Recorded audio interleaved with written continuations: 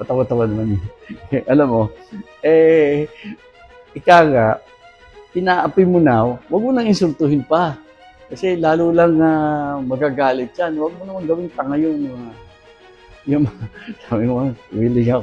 Pagkatapos mo, ipa-arrest yung tatay. O, i-impeach mo pa. Tapos sabi, hindi, kasundo na lang tayo. Mahirap yan. Hindi tama yun. Kung may gagawin siya, tuloy niyo na. Huwag yung kunyari, friendly siya.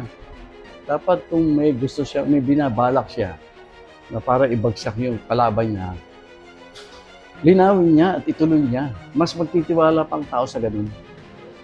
Iwan ko kung niloloko niya sarili niya. Kung titingnan niya kung paano siya nanalo, yung simula ng administrasyon niya, halos buong sambayanan, nagtitiwala sa kanya. Popular na popular siya. Kung gusto mong gumawa ng mga desisyon, at ganoon ang timpla ng pakiramdam ng sambayanan, napakabilis ng mga proyekto. Ang problema dyan siguro, hindi niya sinamantala yung panahon na yun eh. At saka, sa halip na magtuloy siya ng mga magagandang proyekto, palagay ko nangangapanga siya eh. Anong proyekto ang gagawin niya para maging popular siya? Hindi tinitingnan anong proyekto ang gagawin para makabuti sa sambayanan. Wala yun eh. O, ang pinag-aaralan lahat yung paano makanatili sa pwesto, paano maging manatiling popular, paano makapagnakaw ng hindi papansinin, mga ganyang bagay, hindi mangyayaring walang pagbabago. Kaya yung 3 taon niya, sayang na sayang yan. Dapat sinamantala niya, lalo na nung simula. Ang ganda-ganda ng pakiramdam ng sambayanan sa kanila. Diba? Well, siyempre sisikapin. No? Ako sa tingin ko, hindi makakabawi. Pero nakikita ko rin na, at saka ang mangyayari dyan, itong mga ginagawa niyang sarili niyang oposisyon.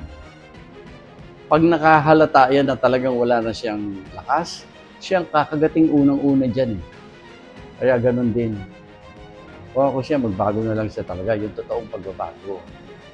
Aminin niya na nagkamali siya ng 3 years, gumawa siya ng isang programa na simple lang, hindi masyadong puro pangako. Sabihin sa taong bayan, sorry ha, nagkamali ako ng 3 years, ito, subukan natin gawin ito. Tulungan niya ako. Baka sakali pa mag-succeed yun eh. Pero yung makikipag-unite siya, gagamit siya ng mga fake na oposisyon para kunyari inaatake siya, may drama. Wala mangyayari dyan. Very risky yan. Kasi ang taong bayan, sabi ko nga sa nakita ko, medyo namumulat na talaga. Naghahanap talaga ng tama. At saka maganda para sa bayan. Kaya dapat iingatan yan. Huwag magkakamali na lolokohin yan. Kasi iba ang mangyayari.